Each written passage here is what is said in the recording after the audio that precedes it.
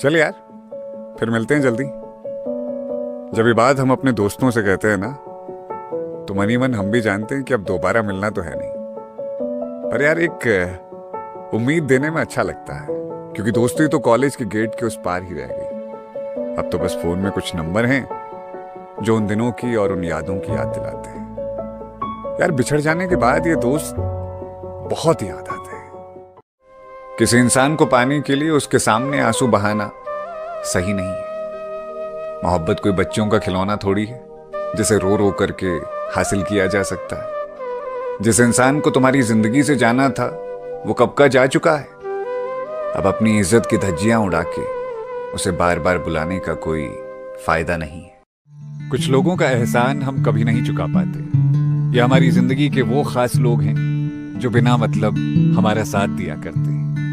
ऐसे लोगों का जिक्र आते ही हमारे चेहरे पे मुस्कुराहट आ जाती है और दिल दुआएं देने लगता है। शायद यही वो लोग हैं जिनकी वजह से इंसानियत जिंदा है और लोगों का लोगों पर भरोसा भी।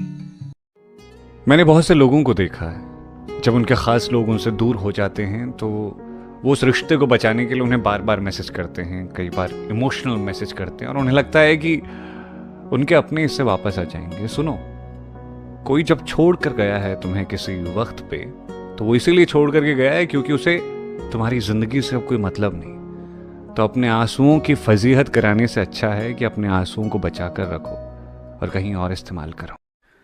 आज ना दिल से दुआ देने का मन है तुम्हें, तो हमेशा खुश रहो, कोई परेशानी तुम्हें छू ना पाए, तकलीफ तुम्हारी जिंदगी में ना आए, और ये जो होंठ है ना तुम्हारे, ये होंठ हमेशा मुस्कुराते रहे। बस यही दुआ है, और वो भी दिल से। अच्छा छोड़ो ना ये ट्रेंडिंग वायरल वाला खेल। तुम कहो ना मुझसे कि मैं तुम्हें खत लिखा करूं, तुम्हारे साथ बैठ कर के किसी शाम चाय पिया करूं और ढलती हुई शाम को देखा करूं, तुम्हारे साथ बाजार से खरीदारी कर लूं और कभी मजाक मजाक में तुम्हारे साथ लड़ाइयां करूं। तुम कहो ना मुझसे कि मैं तुमसे बातें करूं, पर क्यों कहोगे तुम्हें तो फोन चलाने से ही फुर्सत नहीं होती है। होते हैं कुछ दिन जब आप उड़ना तो आसमानों में चाहते हो, लेकिन आपकी उड़ान आसमानों की सरहदों तक भी नहीं पहुंच पाती। तो ऐसे में रुको जरा वक्त तक और देखो कि कहां रह गई हैं गलतियां और कहां रह गई हैं तुम्हारी कमियां। इसके बाद पूरी तैयारी के साथ जो तुम उड़ान भरोगे ना, वो तुम्हारे हिस्से में तुम्हारा आसमान। हम ऐसे ही हैं यार, हमेशा मुस्कुराते रहते हैं, जिससे मिलते हैं उससे खुश होकर मिलते हैं। सबको लगता है हमारी जिंदगी तो बड़ी मजेदार चल रही है, पर असल में जो हम महसूस करते हैं वो या तो हम जानते हैं या हमारा मन। अभी कल की तो बात थी, हम साथ बैठे बात कर रहे थे, एक दूसरे से लड़ रहे थे, मजाक कर रहे थे। फिर अचानक ये क्या हुआ? सवाल ये है कि क्यों हुआ? किसकी नजर हमको लग गई यार? ये अपने साथ ही क्यों हुआ? हमारी जिंदगी में कुछ लोग हमें बस सिखाने के लिए आते हैं। वो हमसे मिलते तो बड़े भोलेपन और अपनेपन के साथ हैं, पर जैसे ही उनका मतलब पूरा हो जाता है वो हमसे ऐसे किनारा कर लेते हैं जैसे उनका हमसे कोई नाता ही ना रहा हो। इसीलिए लोगों पर यकीन करने से पहले एक बार उन्हें परख लेना मेरी जान। बिछड़ने से पहले कितना कुछ कह जाना चाहते हो तुम, कितनी बातें हैं तुम्हारे मन में और क्या क्या बता जाना चाहते हो तुम। मैं जानता हूं ये दस्तूर है दुनिया का कि एक वक्त के बाद सफर के मुसाफिर बिछड़ जाते हैं एक दूसरे से, पर ये दिल इस बात पर कभी राजी नहीं होगा कि जिंदगी के सफर में आगे तुम्हारा साथ ही नहीं होगा।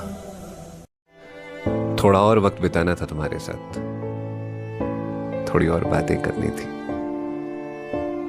थोड़ा लड़ाइयां लड़नी थी तुम्हारे साथ, थोड़ा प्यार जताना था, मगर तुम चले गए।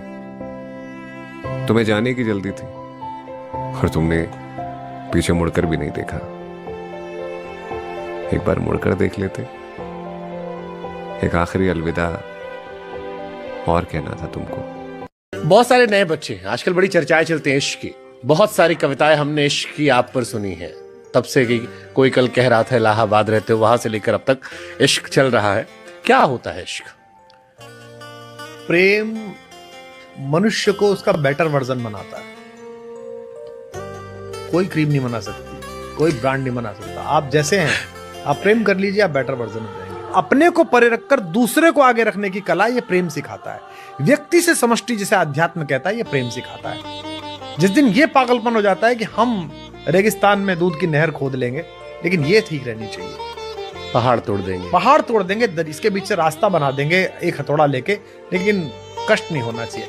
ये प्रेम सिखाता है आपको। तो जिन्होंने प्रेम नहीं किया वो मनुष्यता का एक वर्जन नहीं चलेगा। तो ये जो प्रेम है, ये आपको ये पागलपन सिखाता है आपको। तो जिन्होंने प्रेम नहीं किया जीवन में, वो तो मतलब अब मैं क्या। शायद आज दुनिया ना समझ पाए तुम्हारे काम को, तुम्हारे हौसले और तुम्हारी मेहनत को, पर तुम लगे रहना, सब कुछ भूल जाना और अपनी जान लगा देना। अपनी तरफ से कोई कमी मत छोड़ना। यकीन रखना, एक दिन वक्त बदलेगा, लोग समझेंगे और सब कुछ तुम्हारे हिसाब से होने लगेगा। हम वो हैं जिनके हिस्से घर भी अब किश्तों में आता है। कभी किसी काम के बहाने, कभी किसी त्योहार के बहाने, तो कभी किसी की शादी बारात में चले जाते हैं हम अपने हिस्से का अपनापन ढूंढने। वैसे भी जो रोटियों की तलाश में दौड़ते हैं, उनके नसीब में घर कहाँ होता है। वो एक फूफा जी तो मेरी झोल के बाहर बैठे हुए थे, नाराज होकर के। पूछा यहां कैसे बैठे हो? बोले मेहमानों की संख्या गिन रहा हूं, जैसे ही 50 से ज्यादा हो जाएंगे सीआई साहब को फोन कर दूंगा, न खाऊंगा। हाँ, ये तो आप ही थे फूफा जी वहां पे। देखो, महात्मा गांधी ने कहा था स्वदेशी अपनाओ, स्वदेशी अपनाओ। हमारे यहां तो एक नेताजी पत्नी विदेशी लिया है। अब परिणाम आपके सामने। ऐसी मशीन बनाऊंगा, इधर से बेरोजगार घुसेगा, उधर से रिटायरमेंट होकर निकलेगा। हा? तो एक साहब ने जीते जी अपनी दोनों आंखें दान में दे दी। साहब दोनों आंखें दान में दे दी, अब तो बहुत तकलीफ होती होगी। बोला तकलीफ तो उसको होगी जिसकी वो आंखें लगाई जाएगी, क्योंकि रोजाना एक बोतल पिए बिना तो खुलती ही नहीं है।